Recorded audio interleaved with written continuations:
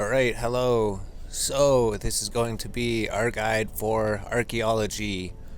We're going to start on a brand new character here. So essentially we just made this character. We could deposit absolutely everything.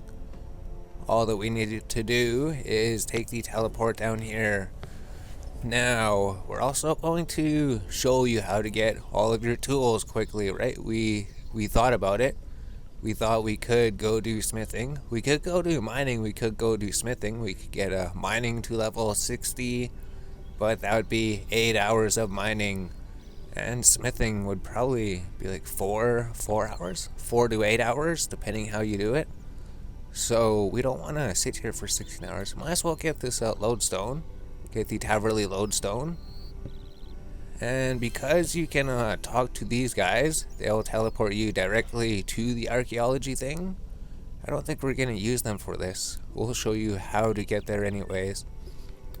If you run down here and then you board the boat, essentially we're just going to do thieving. So if you board this boat, it'll take you to Lumbridge. That'll skip everything else and it'll bring you straight to the thieving spot. You could even do this on free to play, right? So make sure you get the waypoint. Don't forget to get the Lumbridge waypoint, or else you'll have to walk back here again. And this is pretty much our interface setup. We don't like the map on the top right. We've been trying to figure out how to get it out of the top right for so long. And then we finally put it in the bottom here.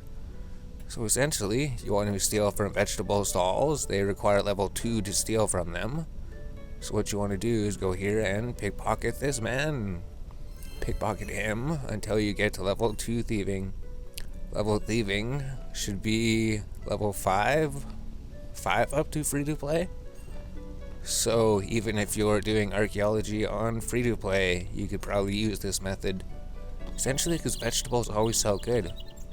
Or you could just walk up to the cabbage things, right? Walk up to the cabbage things, pick inventory of cabbage. That'll be 28,000. That'll buy you all of your tools. That'll probably buy you all of your tools that you need. Although we're just going to pickpocket this man, just so that we could have level 5 thieving out of the way for another quest. And just to get it, just because if we're only picking cabbages, so we're level 2 thieving, we don't need to pickpocket from him anymore. Essentially, we found this on one of our playthroughs. You could steal from this vegetable stall. You go stand right here, and nobody will catch you. Nobody will ever catch you. Once you get to level 5, you could steal from the bakery stalls if you want. Nobody will catch you behind the bakery stalls.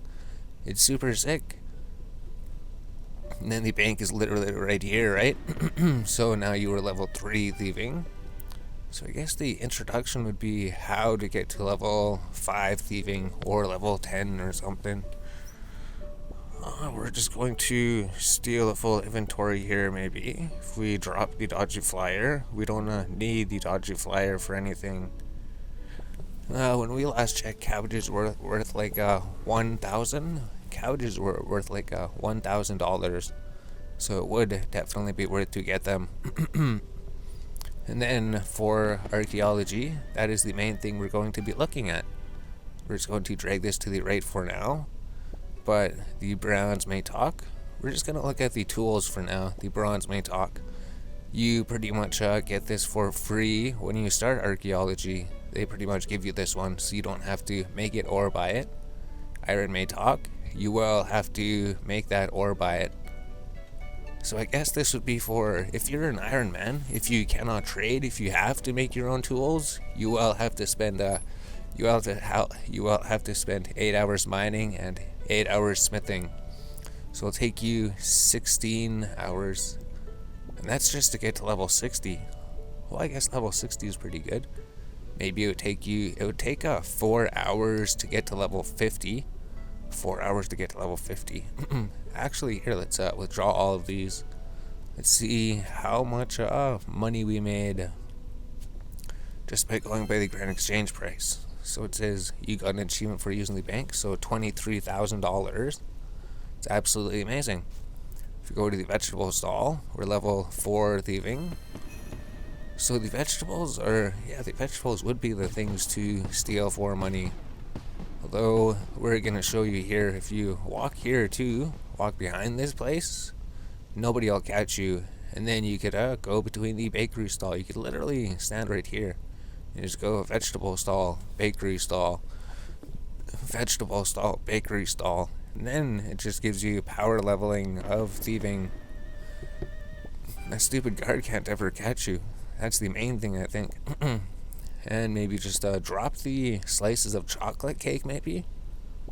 We're just throwing this because it would be a faster way of leveling thieving while making money. So we don't actually need too much money for this. I think the mate ox are pretty cheap. We are just going to be buying them from the Grand Exchange for this thing, so I don't think we need bread. I think garlic wasn't really worth anything. We had trouble selling garlic before. So you pretty much drop the garlic, drop the bread, and the slices of chocolate cake. Slices of chocolate cake are useless. So for the beginning, we're just going to get to level 10 thieving maybe. Well, we don't really need to. It would just be a nice even level. We don't want to leave thieving at level 7. Essentially, you need a level 5 for the buyers and sellers quest. And then you need level 21 for the next quest. Thieving is really quick. Thieving level 1 to 99 only takes like 40 hours apparently. Maybe like 40 to 60 hours depending on what you do or how slow you are. But if we drop these chocolate cake slices, we don't actually need those. Those are worthless on the Grand Exchange. So now we're level 9. We'll just quickly get one more level here. So I guess the introduction is also kind of like a thieving guide, or just generally a guide how to make money with absolutely zero requirements. So remember, right, free-to-play can do this. Free-to-play can get thieving up to level 5. So we got level 10 thieving. We'll just get one more inventory here. So we just need to thieve a few more things. It'll just make sure that we can afford everything.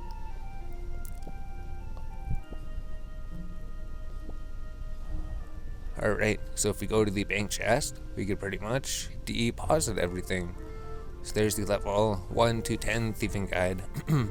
Now we're just going to run across the bridge. And then run north. And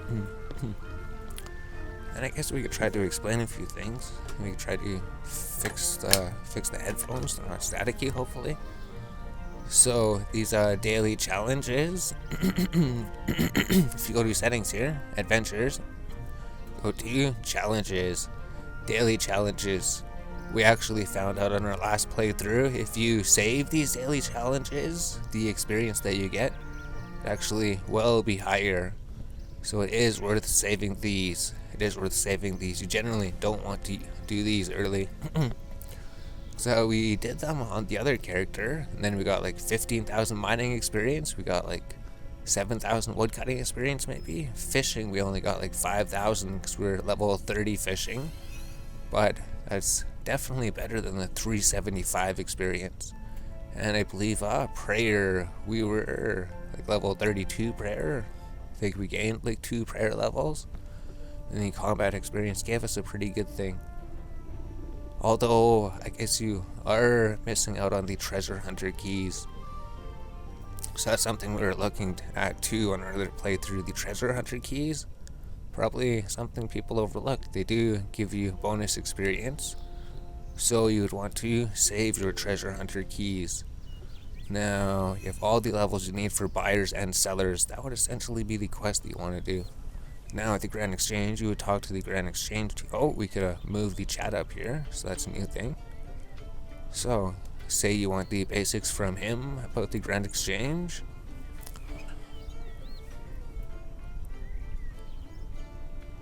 Perfect. So now we could just go here, take all of these items. We don't really need all of these items. Just withdraw everything. So this is a really quick guide. We'll see the garlic won't sell for anything. And we'll just leave those in the bank just to see what these sell for by themselves.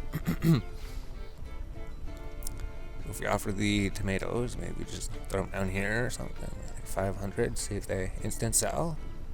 Perfect.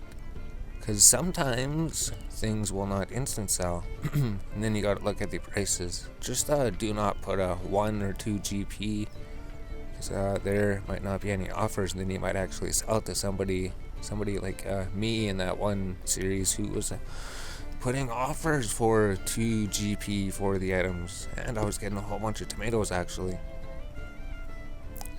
And then if we offer the garlic, so I don't know, the garlic we could just put for 1. We had them for a day on the other character. We could see if they sell for 1 gold. 26 gold. You see how garlic is worthless. So if we just say put all of this into the inventory, we just made 68k in however long the episode is so far. The cakes were $500 each, tomatoes were $7.55, the onions were $1,322, potatoes were $9.37 each, and the cabbages were $8.99 each. We just made absolute bank for doing absolutely nothing. So now you just want to get all of the mate talks.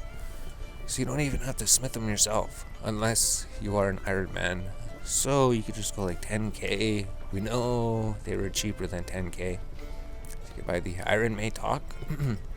We'll just put them in the top slot so that we know. And then you'll want the Steel Mate Talk. We believe this is the best one you can get for free to play.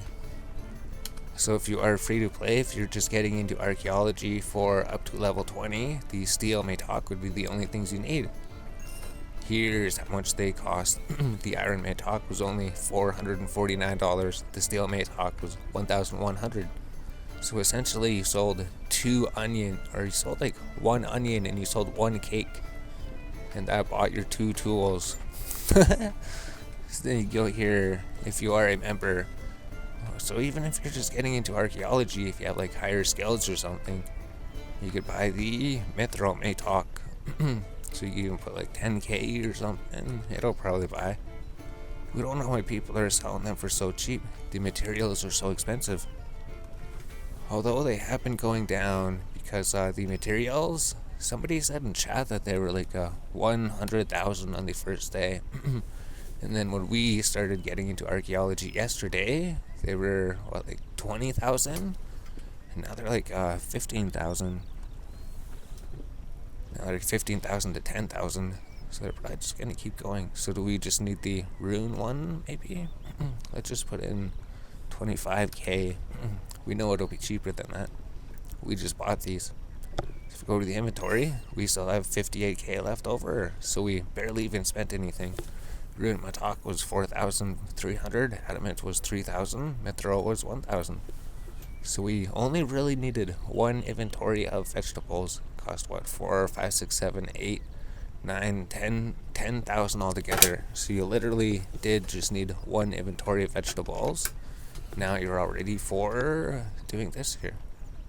Actually, we wonder, because we never ever bought the next Mate Talk. How much is the Dragon Mate Talk? 9 million. How much is the Okram Mate Talk? 13,000. Let's just buy this because we never bought it before. And since we're not leveling anything else, oh, okay, so it sells for more than 30,000?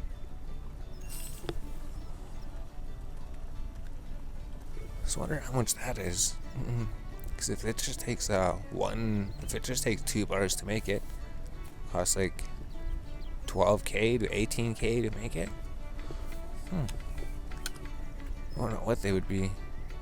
Maybe we should wait later to buy it. We'll come later to buy it. It'll be cheaper. Or we could put an offer in for it. Let's put an offer in for it. Maybe it'll come in. Just put an offer for 1 for what? I don't know, 15k. 15k. If it doesn't buy in that time, it'll take us quite a long time to get to level 60 maybe. If it doesn't buy, we could steal more vegetables and then do that. But essentially, we have everything we need to start archaeology. So we got the Varrock Waypoint. From the Varrock Waypoint, we could just go home, teleport, go to Varrock. Oh, we finished buying the Matox. See, yeah, there's no reason to. We could even do a flip, right? We could buy Matox for this price, and then we could sell them for 50k, 40k, right? So you could just sit here, buy them, sell them if you wanted to merch. Buy them for 15k, sell them for 30k, double your money. So now that we learned about that flip there, essentially we just want to go home, teleport, go to Varrock. And then when we get to the archaeology place, maybe we'll end the clip. We'll see how long the clip is. So we know the tutorial is going to take a while. Or maybe we should just do really small clips, right? Maybe this will just be the first clip. This is how you get everything set up. And if you wanted to, any of the waypoints, this person would be here around, the archaeologist. You would talk to him, and he would teleport you directly to the dig site. So just in case you're watching this in 10 or 20 years from now and you're trying to learn about archaeology and that guy's not there anymore, then you just had to run here from the Varrock waypoint.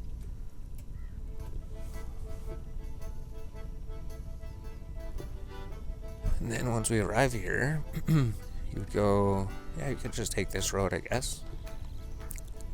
So there's a bank over here. There's a bank over here.